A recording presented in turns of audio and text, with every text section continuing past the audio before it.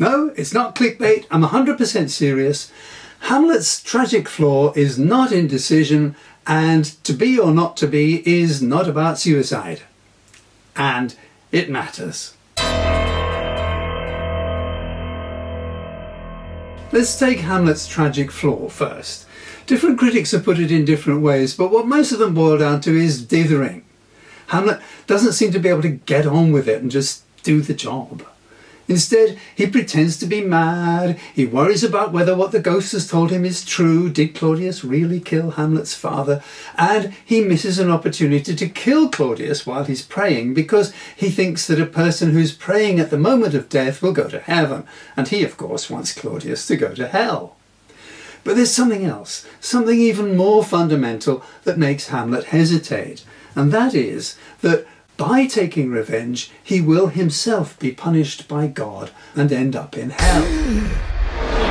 This aspect of Hamlet's hesitation is often missed, and the reason it gets missed is that his famous to be or not to be speech is widely misunderstood as being about suicide when clearly it isn't.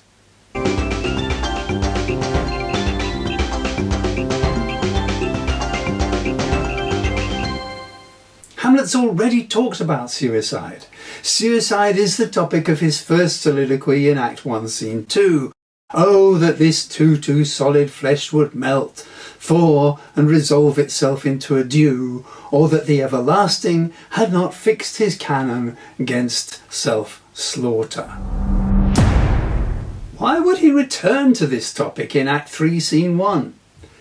This is a revenge tragedy, written in an age when society was making the transition from individuals seeking revenge by themselves to those who have been wronged having recourse to the law and taking their grievances through authorised channels.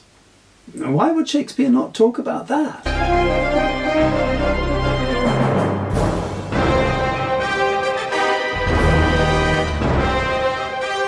And we all know what Elizabethan men looked like, right? They looked like this. And what do they all have, or nearly all of them, in common? They have a sword, or some kind of weapon. That's the way it was. Men carried swords, and if they were crossed, they took their swords out and they used them.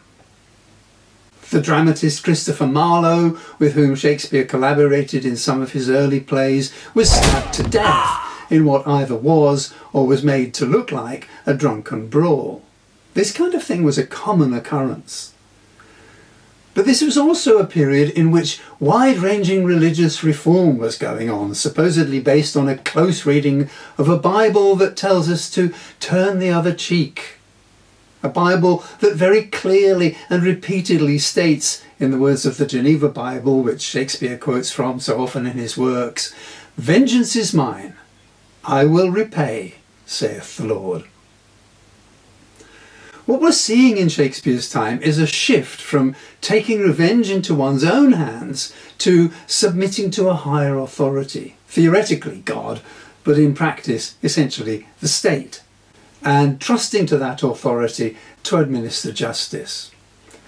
The ethics of taking revenge at all were a central issue in Shakespeare's day, and it's hardly likely that he would have Hamlet contemplate all the ifs and buts of taking revenge and leave that out. So now let's take a look at Hamlet's speech in Act 3, Scene 1.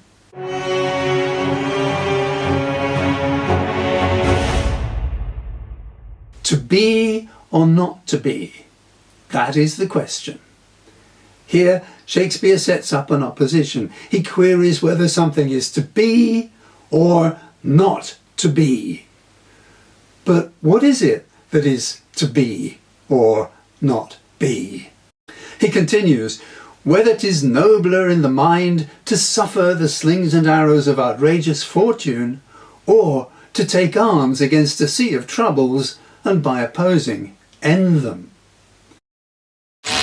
So the opposition is between suffering the slings and arrows of outrageous fortune, that is, just putting up with things, and taking arms against a sea of troubles, and so putting an end to them. Just putting up with things means doing nothing, not making anything happen. So I would equate that with not to be, while taking arms against a sea of troubles suggests doing something about it, making something happen, making something be. There's nothing in those opening lines that makes me think that they're about suicide. The choice is stated very clearly, and it's a choice between putting up with injustice and fighting back and doing something about it. Hamlet then goes off on what seems to be a tangent. To die, to sleep, no more. And by a sleep to say we end the heartache and the thousand natural shocks that flesh is heir to. 'Tis a consummation devoutly to be wished. If death is just like sleep, he says, if death simply means the end of all the heartache of this life, well, in that case, who cares about dying? But he continues, to die, to sleep, perchance to dream. Aye, there's the rub, for in that sleep of death, what dreams may come when we have shuffled off this mortal coil must give us pause. Suppose death isn't just a kind of sleep. Suppose the Bible is right and the sleep of death is filled with dreams, dreams of heaven and dreams of hell. What then? Well, then we're in trouble. There's the respect that makes calamity of so long life. For who would bear the whips and scorns of time, the oppressor's wrong, the proud man's contumely, the pangs of disprized love, the law's delay, the insolence of office, and the spurns that patient merit of the unworthy takes, when he himself might his quietus make with a bare bodkin? Who would these fardels bear, to grunt and sweat under a weary life, but that the dread of something after death, the undiscovered country from whose bourne no traveller returns, puzzles the will, and makes us rather bear those ills we have, than fly to others that we know not of? Who would take the passive route? Who would put up with all the injustices of this world, when he might his quietus make with a bare bodkin? A bodkin's a type of dagger, typically worn in a sheath strapped to the wrist, so it could be hidden by the sleeve and used as a weapon if necessary. But the real issue here is the word quietus. There's a general assumption that Shakespeare's talking here about a man putting an end to all the injustices of his life by turning a dagger on himself, by killing himself. But that's not what he himself might his quietus make means. To make one's quietus means to settle one's debts. In other words, to pay people back, to pay back the oppressor and the proud man and the insolent official. Why, Shakespeare asks, would we not just kill all those who do us wrong, but that the dread of something after death makes us rather bear those ills we have than fly to others that we know not of? In other words, the only thing that stops us from taking our revenge on those that wrong us is the fear that we will be punished after death. I really don't think this can be understood in any other way. Hamlet is not talking about running away from the dangers and difficulties of life by killing himself. He's talking about the ethics and morality of taking revenge into one's own hands. And finally, he concludes, thus conscience does make cowards of us all, and thus the native hue of resolution is sicklied o'er with the pale cast of thought, and enterprises of great pith and moment with this regard their currents turn awry and lose the name of action. Now, whatever suicide is, it can hardly be described as an enterprise of great pith and moment. That is not what Hamlet is talking about here. He's talking about conscience making us think twice about lashing out in fury against those that wrong us. He's talking about how we restrain our impulse to take revenge because we fear that to do so is sinful and we will be punished after death. Now, finally, we know what is to be and what is not to be. Acts of revenge, enterprises, as he calls them, of great pith and moment, lose the name of action, cease to be, fail to materialize, remain merely what we would like to do, not what we will actually do. Unless, of course, we ignore our conscience, we ignore everything the Bible says about turning the other cheek and trusting to God to administer justice, and take the law into our own hands.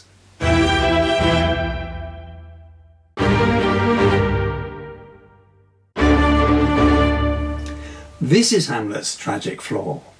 He's right to hesitate. He's right to consider the implications of taking revenge, but he is wrong to dissemble and plot as he does. When his mother asks him in Act 1, Scene 2, "Why seems it so particular with thee?" he says, "I know not seems." But his whole strategy is based on a pretense, the pretense that he is mad. It's all about seeming. In Shakespeare's works, a just and noble revenge is one that is pursued openly and backed up by the authority of a legitimate state, like the young Fortinbras's revenge in Hamlet, or Macduff's revenge in Macbeth. Shakespearean tragedy is essentially about good men getting tricked. Macbeth is tricked by the witches, Othello is tricked by Iago, Lear is tricked by Goneril and Regan, and in the end, Hamlet is tricked by the ghost. Regardless of the fact that what it says is true and Hamlet's father really was murdered by Claudius, Hamlet is tricked into taking revenge in a way that takes innocent lives and spells his own doom.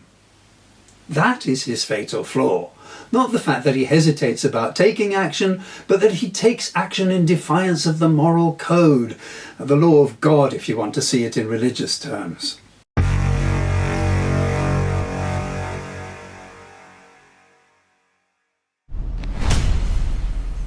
Finally then, what does it matter? Why should we care about what Shakespeare says in a play written over 400 years ago? Why? Because the swords of Shakespeare's day are the open carry of America today. The vigilante justice that Hamlet metes out is the stand your ground of Alabama, Florida and other states. The revenge he exacts has its modern counterpart in the invasion of Afghanistan after the 9/11 attacks on the World Trade Center, the Pentagon and the attempted attack on the Capitol. Steven Pinker points to Shakespeare's period as a turning point in the history of violence. This, he says, is the time when society began to turn away from individuals seeking revenge and towards states seeking to administer justice. This, according to Pinker, is a vital component in the civilizing process. In that context, Hamlet's speech on the ethics and morality of revenge is as relevant today as it was when Shakespeare wrote it 400 plus years ago.